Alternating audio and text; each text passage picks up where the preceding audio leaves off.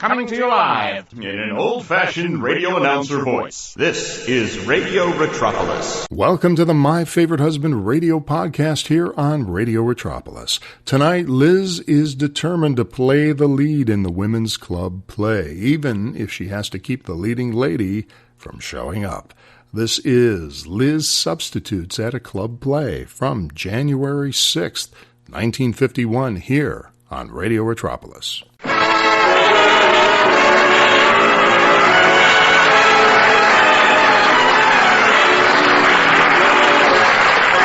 The Gay Family series starring Lucille Ball with Richard Denning as Liz and George Cooper, two people who live together and like it.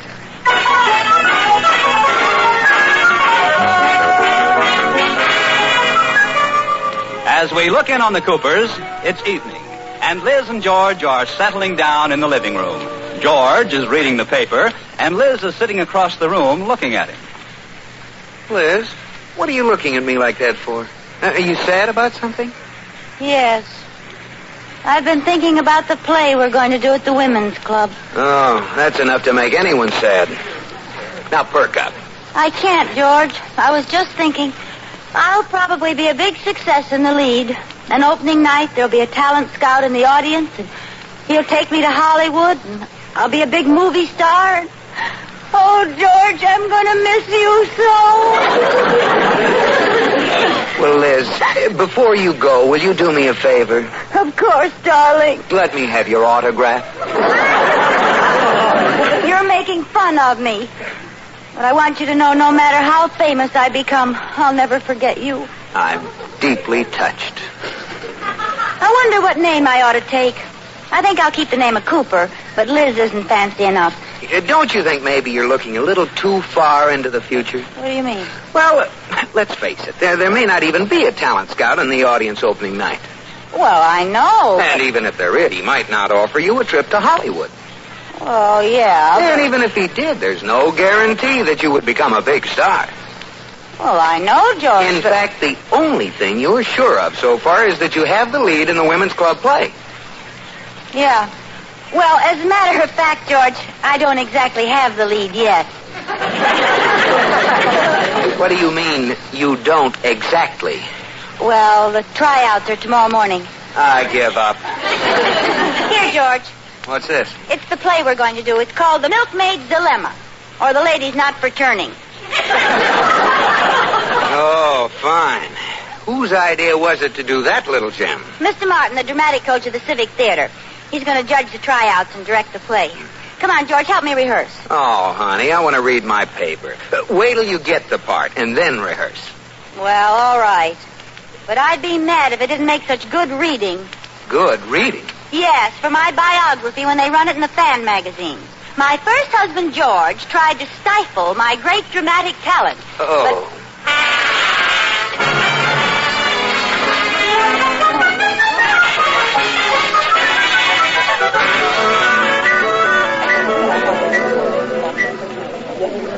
Iris, isn't it exciting doing a play?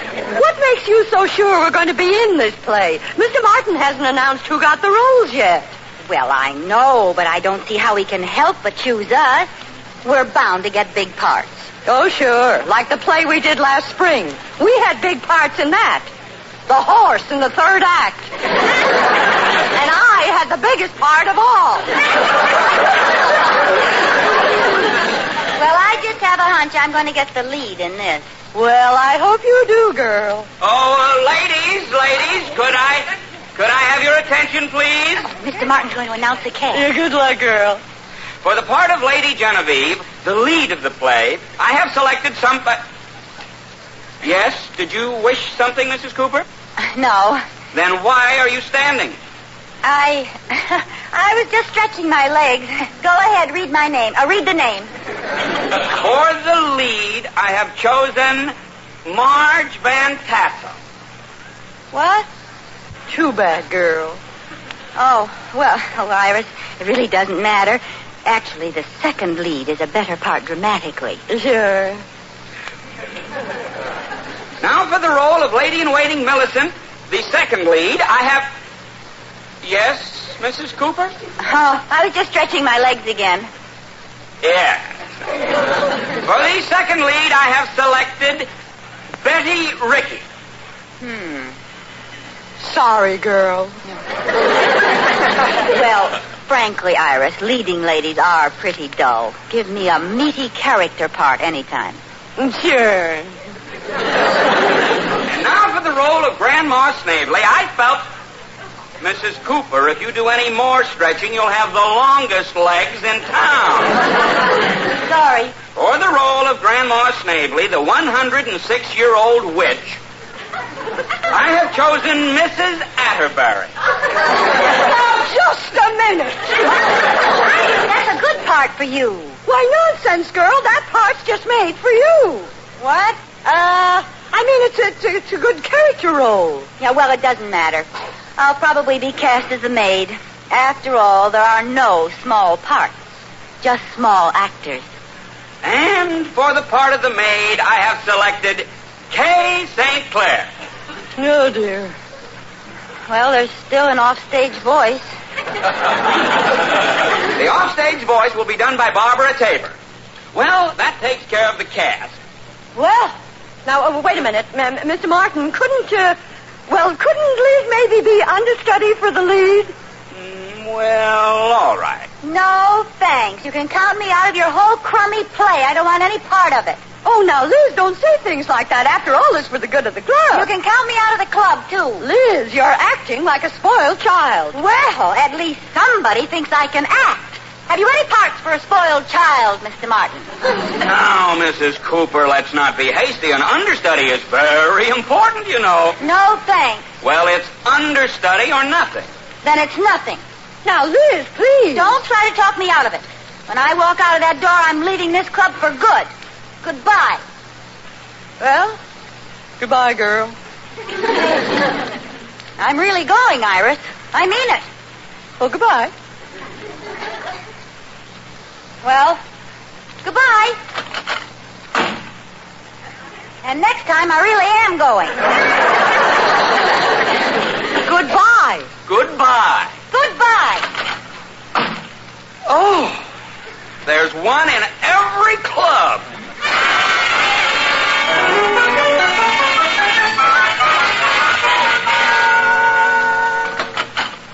Katie, where are you? I'm out here in the kitchen taking a fallen cake out of the oven.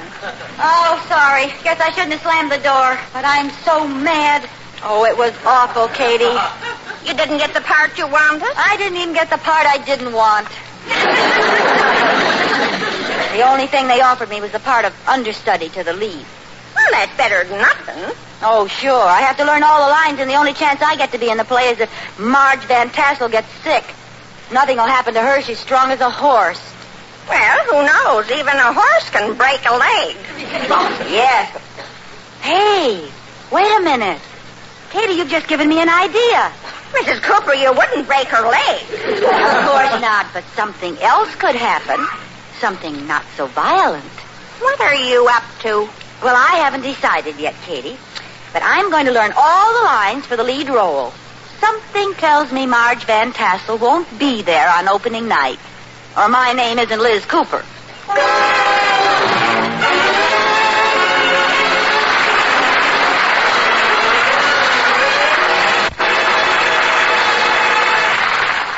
And now a question. Do they have a 4th of July in England? Well, you don't have to enroll with USAPI to find out the answer, but we bet you'll be surprised at the many things you can learn through USAPI courses. Why not get places faster? Let USAPI make a well-informed person of you. And to make your education complete, here's the answer to our brain teaser. Do they have a 4th of July in England? Of course they do. It comes between the 3rd and the 5th of July. Anyone for USAPI?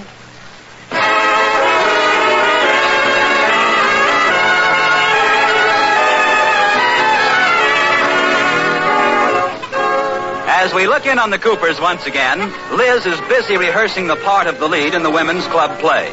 She knows it almost perfectly. In fact, the only thing she doesn't know is that the club decided to do a different play. It's the night before the play opens, and Mr. Atterbury drops by the Coopers while Iris is at rehearsal. Mr. Atterbury. George boy. Come in. Oh, gee, I'm glad you're here. Oh, what's wrong? Well, it's Liz. She's acting very weird. With Liz, how can you tell?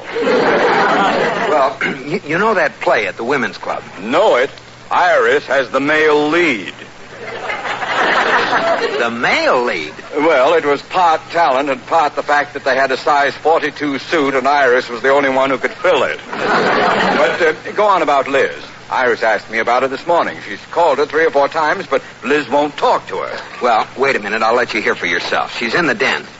Here, now come over here and listen. Very well. Who, lackey, take up yon drawbridge? Death to the invaders of Dunstan Castle. See what I mean? But what's she doing? Who knows? Ever since they turned her down, she's been talking in that strange language. Good boy. Unleash your arrows. He who strikes the enemy strikes a blow for freedom and the Queen.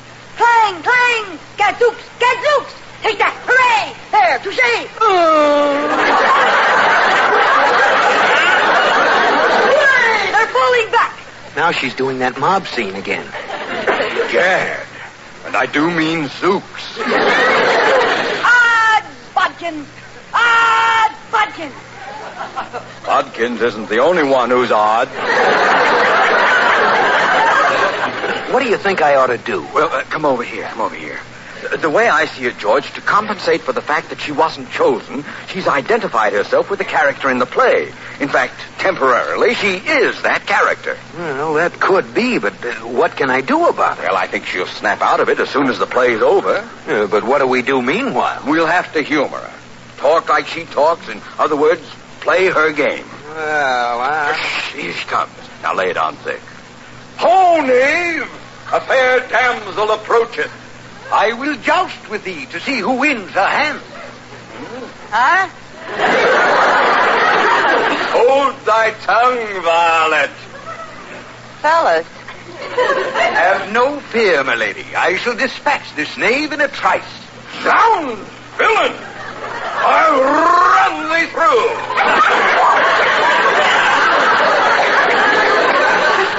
Prithee, my lords, I must needs step into the hall to use the telephone, which hath not yet been invented. we await you, gracious lady. Your servant. And by yon way, methinks thee two are nuttier than fruitcake. Katie. Yes, Mrs. Cooper. George and Mr. Atterbury were just kidding me in Old English. They must have overheard me rehearsing. Oh, I hope they haven't guessed what I'm up to. I hope not. Have you figured out which of Marge Van Tassel's legs are going to break? I'm going to be much subtler than that, Katie. I just read in the morning paper where Marge's husband, Chuck Van Tassel, is out of town at a convention. Katie, I have a plan. I figured you would. I'm going to call her right now. You know, I hate myself for doing this to an old friend, but my career has to come first. Hello? Is this Sheridan Falls, AN970? Yes, it is.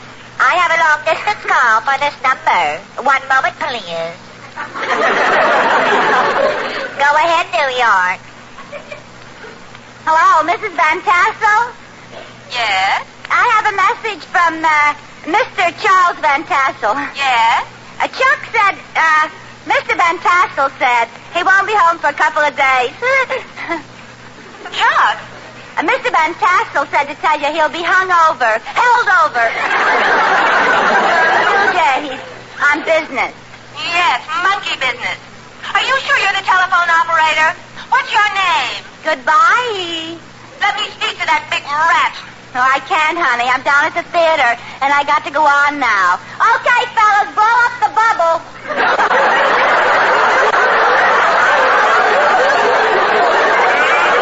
Now, wait a minute. Oh, Mrs. Cooper, how can you do such a thing? It's not hard when you're a stinker like me. Lay out my Lady Genevieve costume, Katie. I'll wear it under my coat tonight until it's time for me to make my dramatic debut.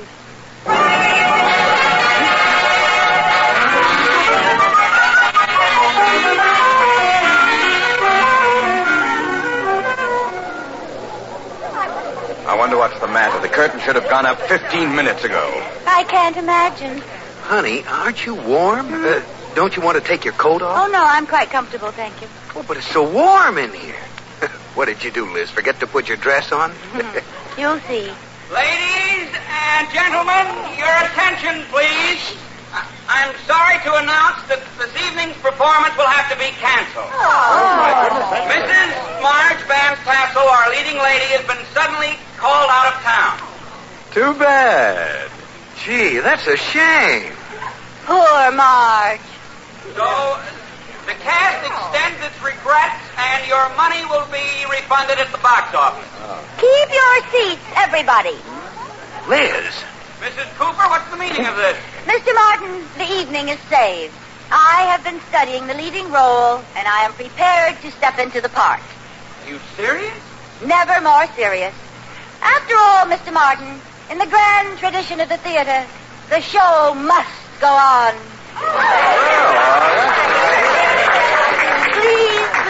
Please, no applause. I'm only doing this for my dear friend, Marge. Liz, do you know what you're doing? Certainly, George. I've been studying this play all week. Here's the script. If I forget, you can prompt me. Okay. Good luck, honey. Thanks. I'm coming, Mr. Martin. Ladies and gentlemen, the curtain will go up in just a few minutes. Oh, Mrs. Cooper, you're a lifesaver. Thank you.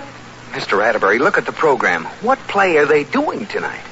Let's see. The Trial of Susan Hathaway. Not the Milkmaid's Dilemma? Oh, no, they changed from that play. This is a modern murder story. Oh, no. Liz has learned the wrong play. Oh, George, boy. I wouldn't miss this for anything. Well, you won't have long to wait. There goes the curtain.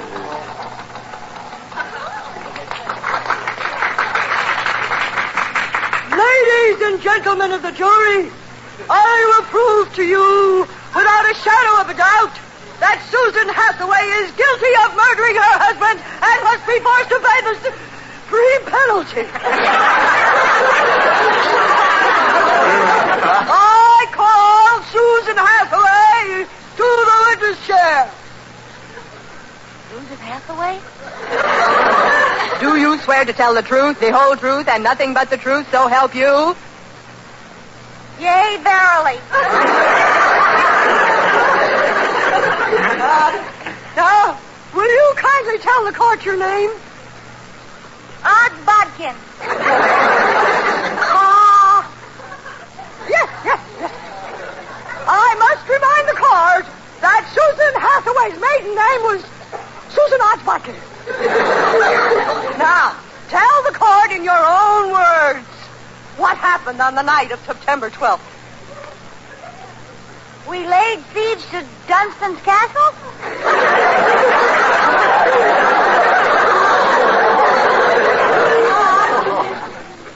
Liz, those aren't the right lines. They're the only ones I know. Well, we'll try to make some sense out of it. Miss Hathaway! On that fateful night, what did you say to your husband? Hark! Hark? And what did he say to you? Bye.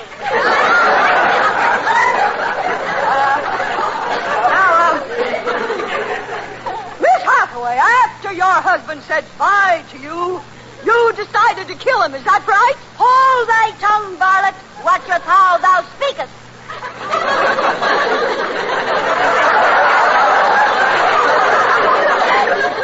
Well, you say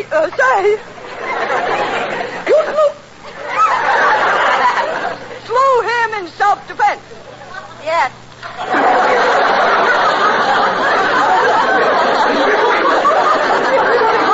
Did he actually raise his hand against you? Verily. In what way?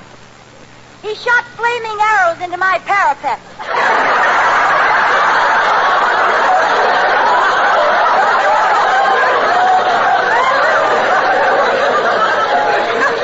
This is rich, eh, George boy?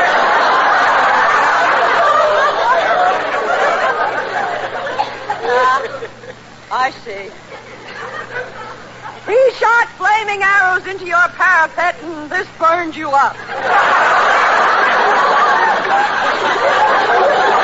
And so, you whipped out a revolver and killed him. Nay. You took a knife from the table and stabbed him. Nay. Well, tell me, how did you finally kill him? I poured burning oil down his moat.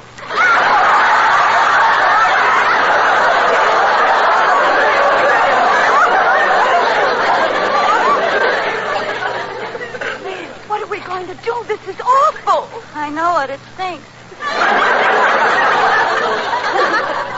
Well, for goodness sake, at least let's get in the same century. Okay. Puppy! How did he kill this knave? I took out my rod and let him have it.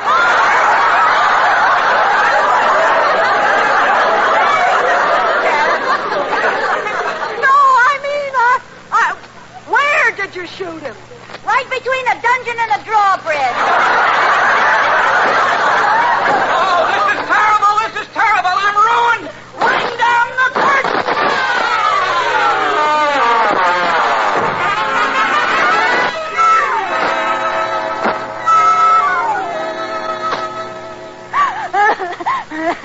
Oh, calm down, Liz. Oh, George, I'm so humiliated.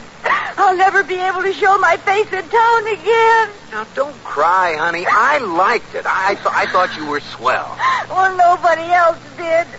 And it's all my own fault. I don't know whatever made me think I was an actress anyway. And I even talked about going to Hollywood. How foolish can you get?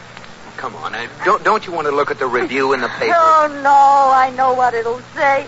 It'll say I was awful. Don't even read it. Oh, now, don't be silly. Let's take a look. Oh. What? Well, I'll be darned. Well, don't keep me in suspense. Here, read it for yourself. A new star was born at the community theater last night. Liz Cooper displayed comic talent rarely seen on the local board. This reporter has never laughed so hard. And I predict a brilliant future for her as a comedian. Well, There now, don't you feel better? I certainly do. Let's go to bed. You've had a big day. George, Yes? when I get to Hollywood, should I get a swimming pool right away or wait a while?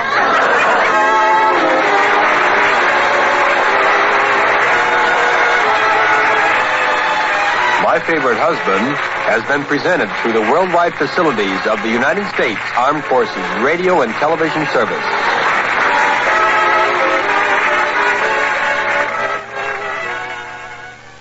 And that was Liz Substitutes at a Club Play on the My Favorite Husband radio podcast from January 6th, 1951 here on Radio Retropolis. This is the first real episode in the My Favorite Husband series that dealt with the overlying theme in I Love Lucy. And what was that? Of course, we all know what it is. Generally, the premise of I Love Lucy is that Lucy wants to desperately be in show business.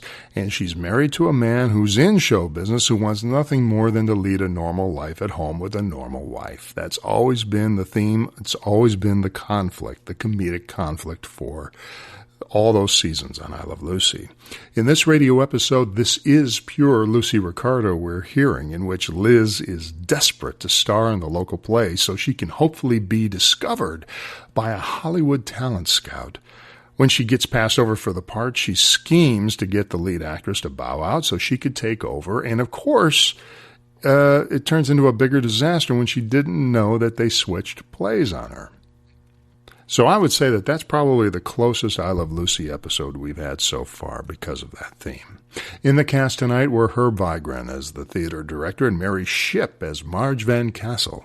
Shipp had a rather short career that spanned the 1950s with My Favorite Husband to a recurring character, Lydia Langley, on the Donna Reed Show. She never appeared on I Love Lucy, which always makes me wonder. We talked about this in the last podcast a little bit. Always makes me wonder what an actor does wrong when we see or hear the person once on a Lucille Ball program and then never again.